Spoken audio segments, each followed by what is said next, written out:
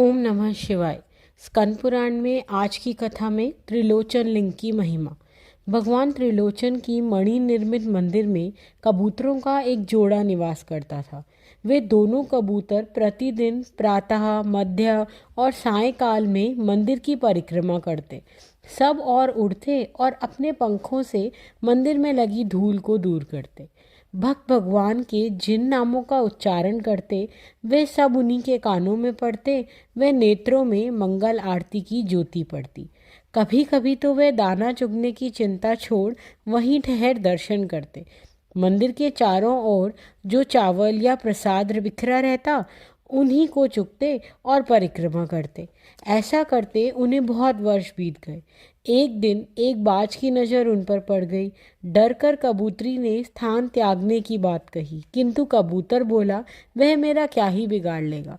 इस पर कबूतरी ने उसे पुनः स्थान छोड़ जाने को कहा, किंतु कबूतरी के बार बार कहने पर भी कबूतर उस स्थान को छोड़ने को तैयार ना हुआ। प्रातःकाल बाज ने उसका रास्ता रोक उसे युद्ध के लिए ललकारा या भाग जाने का प्रस्ताव रखा। कबूतर बाज से युद्ध करने लगा। बाज बलवान था, वह दोनों को चोंच में दबाकर उड़ गया। कबूतरी ने कबूतर से फिर जाने को कहा। वह बाज के चंगुल से छूटने के लिए उसके पैर पर चोंच मारने को कहा, जिससे बाज को पीड़ा हुई। वह दोनों उसकी पकड़ से छूट उड़ गए।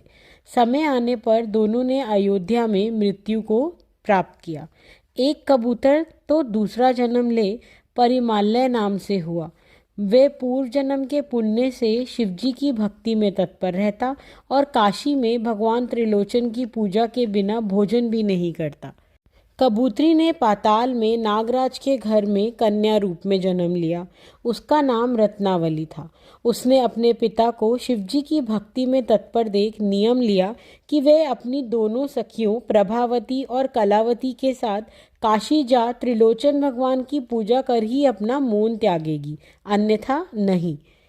इस प्रकार प्रतिदिन अपनी सखियों के साथ काशी में त्रिलोचन की पूजा कर लौट जाती।